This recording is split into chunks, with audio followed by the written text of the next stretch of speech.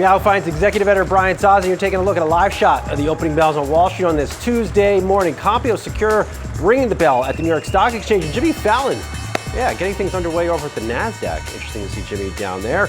Only one full day into the trading week, and I've been reminded of three things. One, this is an Nvidia market. The market will work for the bulls for as long as Nvidia works. Nvidia is going to chart a course for AI domination as seen in its new $100 billion OpenAI deal on Monday, and the stock gets pushed higher like we saw. It's bullish for the broader market too. If you're a CEO that ignores the retail investor, you are doing so at your own risk and general foolishness. We continue to see wild moves in Opendoor and now Better Home for the simple fact a hedge fund manager is out on X making strong bullish cases on each. And lastly, if you are a bear, it will be darn hard to stay that way as long as the Fed is cutting rates. I think commentary from new Fed member Stephen Myron yesterday on the need for a series of rate cuts is where policy may be headed. This could keep a strong buy then dip mentality in the markets if the market ever dips. Having said all that, let's head down to the NASDAQ and check in with Yahoo Finance senior reporter Brooke DePalma. Brooke, any eyes on Jimmy Fallon down there?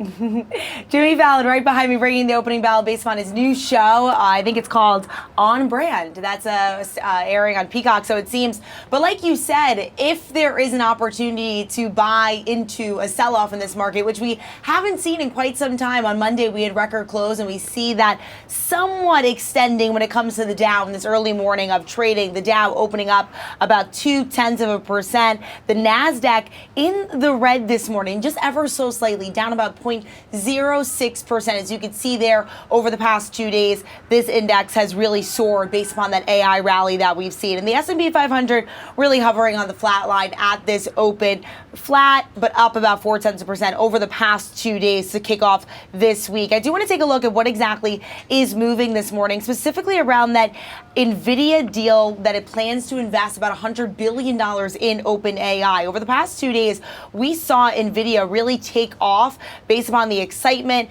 but now we are seeing a bit of mixed reaction on the street about if this was the right move for OpenAI, if they're investing beyond their means, and really what this means for Nvidia and their leadership in the AI arms race. So you can see that pressure at the open today, down about 0.8%, but really taking a look over year to date, this stock up more than 35%. I also do want to take a look at cryptocurrency because we are seeing a bit of sell-off there. Right now, crypto stocks in the green, mostly to start this morning, and we are seeing cryptocurrencies still under a bit of pressure when it comes to Ethereum. That's a cryptocurrency that we saw really soar over the past 3 months, especially that under just a bit of pressure at the open this morning, down about 0.1%. Bitcoin roughly flat to start the day. That also has been up over the past 3 months, about 10%, and year to date we have seen investors really take on this risk appetite. That's up nearly 20%. But once again, taking a step back, all three major indices, a bit of a mixed picture here. Now the S&P 500 moving a bit into the red this morning, but really mostly flat when it comes to the Dow, NASDAQ, and S&P 500. Good to see Jimmy Fallon, Brooke, not down there hawking cryptocurrencies because that would have been a bearish signal. All right, Brooke, we'll see you in a second. Here's what I'm watching right now out of the block. Nvidia the conqueror. President Trump may have been right last week when he told Nvidia CEO Jensen Huang in the UK he was taking over the world. Nvidia's new $100 billion deal with OpenAI signals a strong outlook for the chip giant for almost as far as the eyes can see. I'll put some numbers to this blockbuster for you as you prepare to chase the stock per the usual.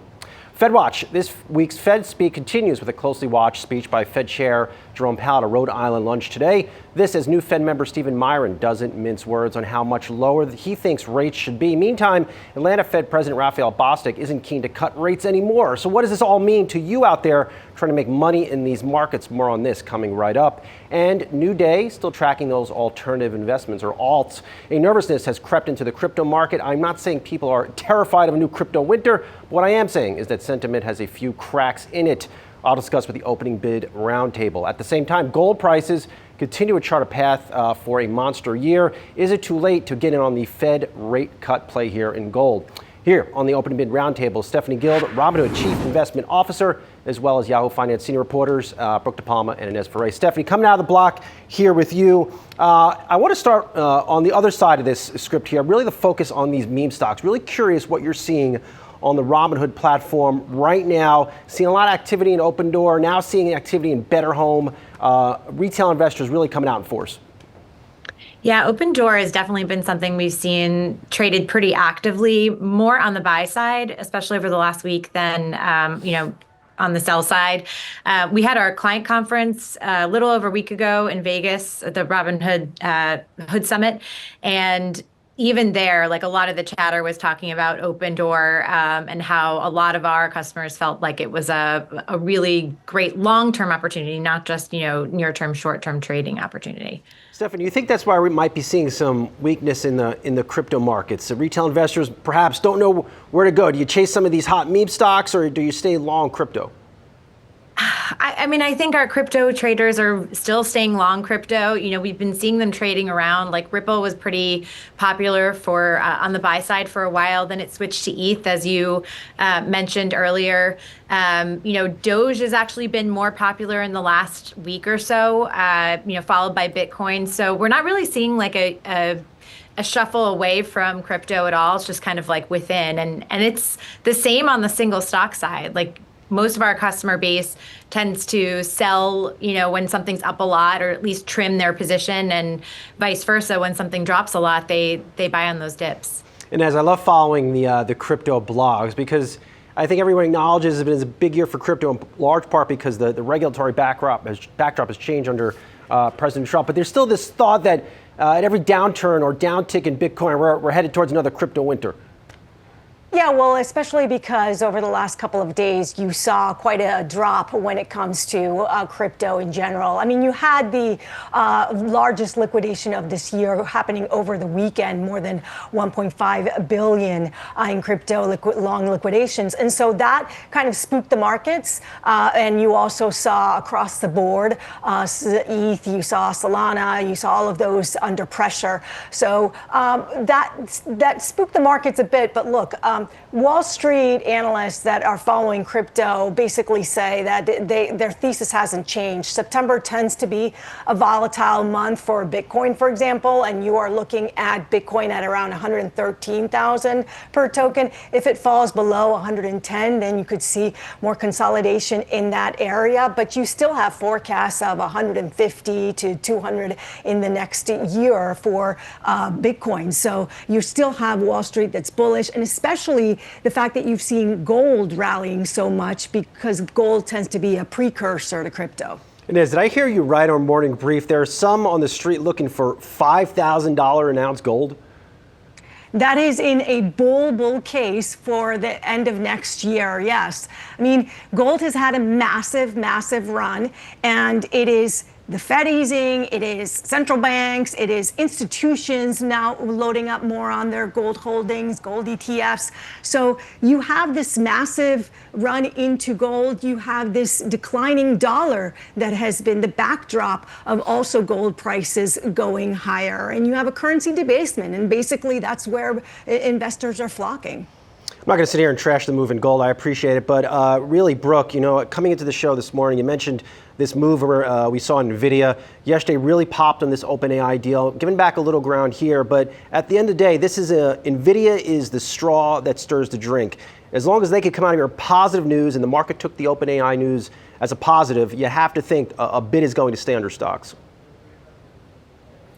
Yeah, what we're hearing this morning is a bit mixed reaction from the street on what exactly this means for Nvidia, where exactly it can go from here, but largely the expectation that they will eventually match this valuation that investors have given Nvidia. We are seeing Nvidia under a bit of pressure, and that's largely because of that mixed reaction of what this means for the company. But then again, we're hearing from analysts like Dan Ives about the expectations that this company has, the roadmap that they're laying out about how exactly they remain to be the leader in the AI arms race. Once again, analysts calling this OpenAI deal additive to Nvidia of what Nvidia was expecting before, and so largely this isn't even baked into the next quarterly results. Of course, this deal happening just announced on Monday, and so really right now, analysts are saying on the street that the expectations that Wall Street have right now aren't even in line with what it could be and the demand that they could see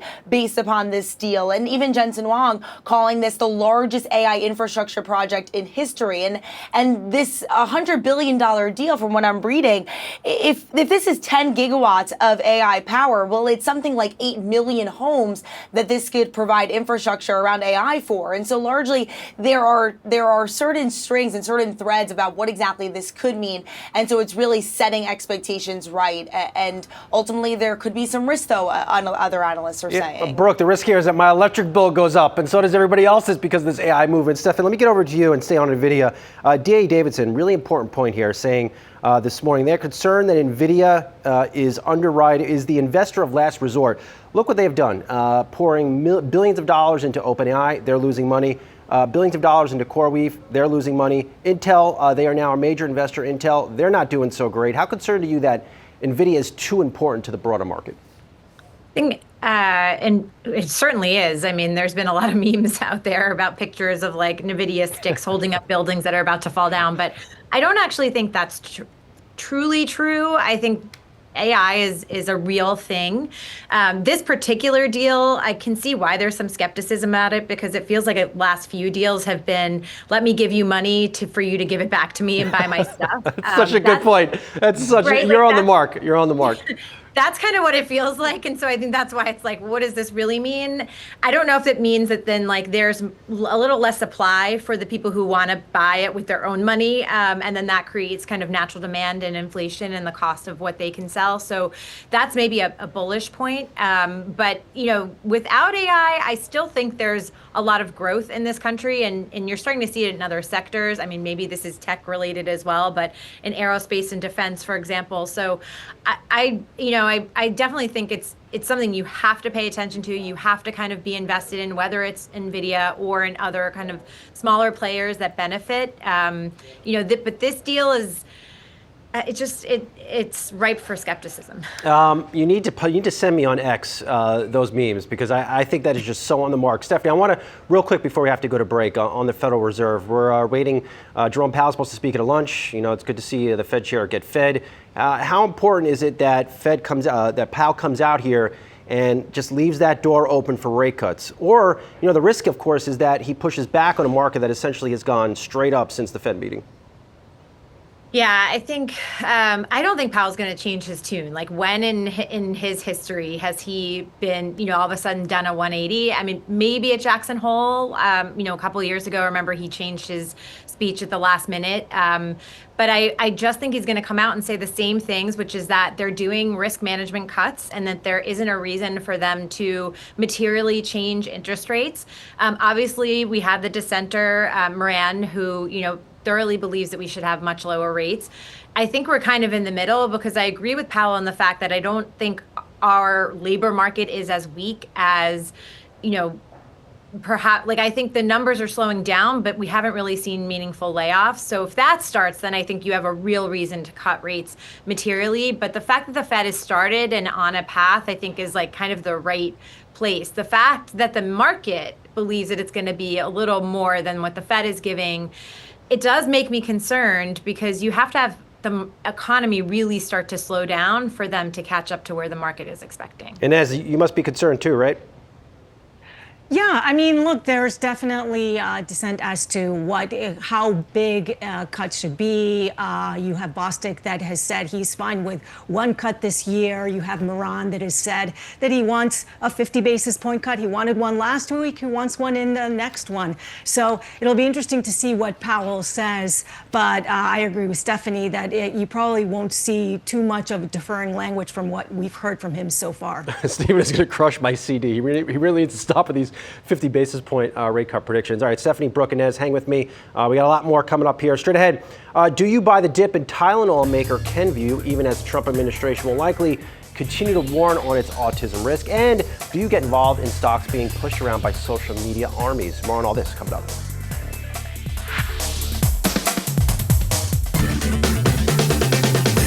Welcome back to Opening Bid. Oracle, very much still in focus by investors after its big AI backlog disclosure just a few weeks ago. Really shocked everyone. The company made news on Monday of a new co-CEO structure All the more surprising to Wall Street. Longtime Oracle CEO Safra Catz will shift to the vice chair role. Citi analyst Tyler Radke is sticking with a buy rating on Oracle after the news and ahead of a key investor day in October. Says Radke, Oracle is a differentiated and rapid share gainer in the AI hyperscaler market, which should see a significant ramp in revenue and EPS in the years ahead. Pretty simple thesis there. All right, let's fire up my stock of the day. The Trump administration warned on Monday that the use of Tylenol during pregnancy might be linked to autism in children. Doctors and scientists have come out strongly pushing back on the warning, which has somewhat stabilized shares of Tylenol maker Kenvue. But the damage has been done to Kenvue as a result of this issue, which the Trump administration began highlighting months ago. Kenvue stock is down 22% in the past month. Yahoo Finance data shows Kenvue shares trade at its lowest price to earnings multiple since being split off from J&J into a public company in 2023. Evercore ISI sheds light on how important Tylenol is to Kenvue's financials. Tylenol is Kenvue's biggest business in the U.S. at about 15% of its U.S. sales. Tylenol has been the second most frequently purchased consumer health brand in the U.S. the past 52 weeks. So what's the play here for investors? Still with me, Stephanie Guild, Brooke DePalma, and Inez Ferre. Brooke, set this up for us because obviously the stock has been getting hammered. It has been under a lot of pressure. I'm not sensing the appetite in the market to come in here and get involved with a story like this.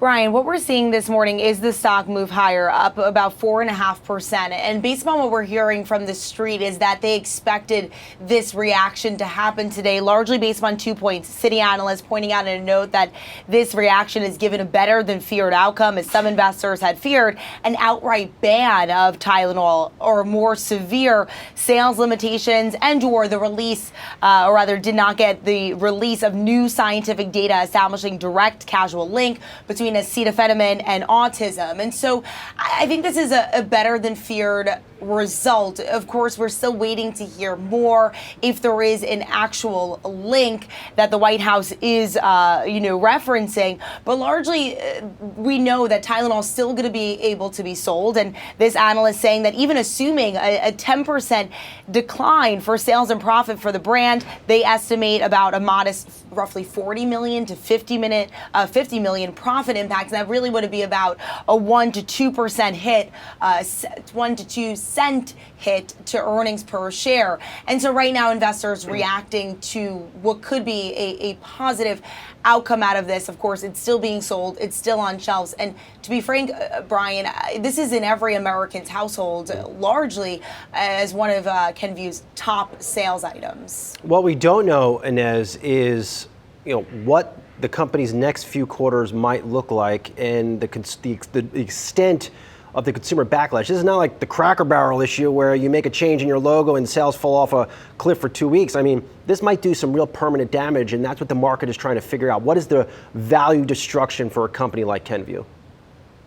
Yeah, exactly. Look, the company is pushing back against these claims, basically saying that sound science says that Tylenol does not cause autism. But make no mistake, the autism issue is a big issue in the U.S. It's a hot button issue. And it's a hot button issue also because you have a lot of distrust from people towards the government, towards pharma, et cetera. So this comes at a not so great time. These claims are coming at a time where it's a delicate topic and it's a delicate situation. And look, CFR research is saying that this threatens to threatens to reverse a recent positive trend where Tylenol has been gaining market share. So we'll have to see the developments there. And also saying that the potential demand disrupts, it really overshadows Kenvue's turnaround trajectory, because this is a company which spun out of Johnson & Johnson back in 2023.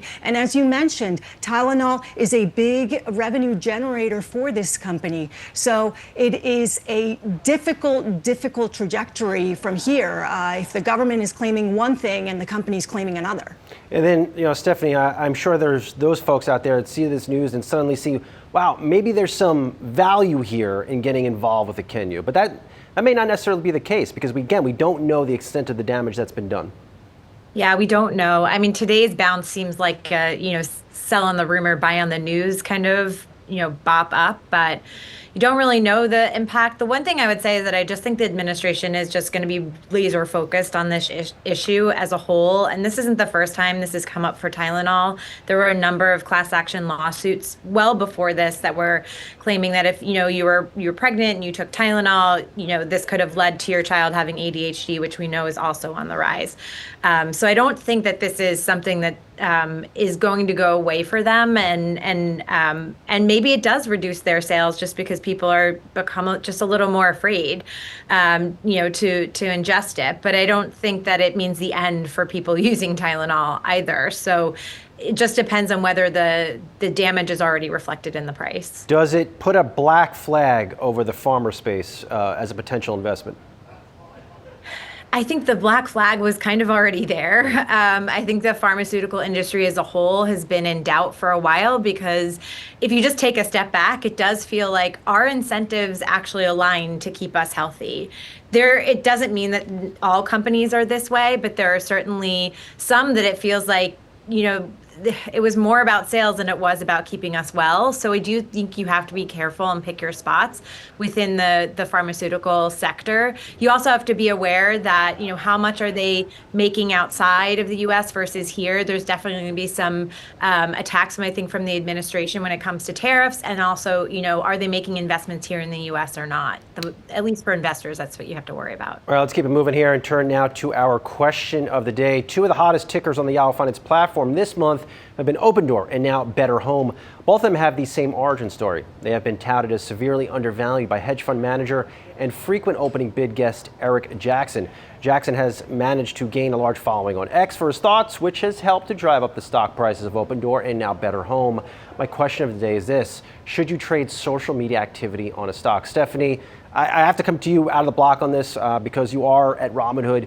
What should an investor do right now they're out there?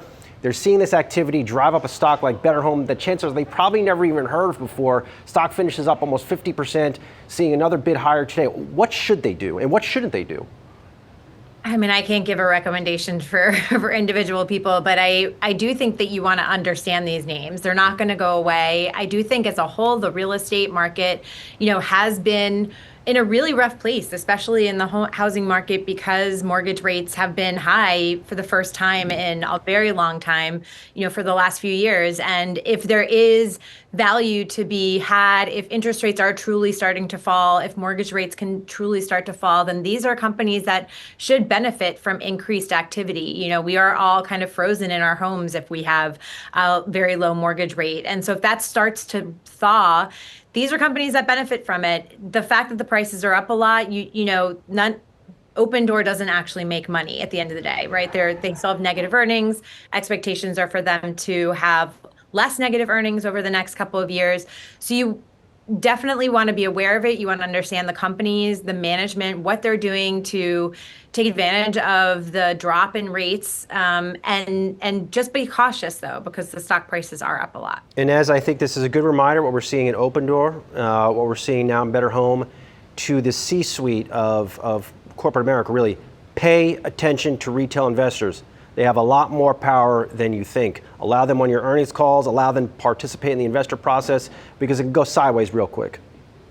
Yes, and Eric Jackson has really sort of been the poster child for this, becoming sort of the roaring kitty of today, right? I mean, you went from roaring kitty to now Eric Jackson, who is somebody who comes from the hedge fund world, but is lifting up these stocks or winning, sort of picking the ones that he believes will be winners. Has a pretty good track record because he had picked Carvana when it was around $10 a share, and that stock has totally skyrocketed. Then goes to pick Opendoor, and then is also pushing towards for change at Opendoor, for management change there. So it's almost like activist investor meets meme stock picker. Yeah. But look, he definitely is someone who, again, is almost like he's replacing a roaring kitty, so to speak. From Roaring Kitty to Roaring Jackson. I mean, these are top thoughts, Inez. Appreciate it. A big thanks to Stephanie Gill, Brooke DePalma, and Inez for being part of the opening bid roundtable on this Tuesday morning. Coming up, the Market Catalyst team will keep the combos going on all things stocks. We'll be right back.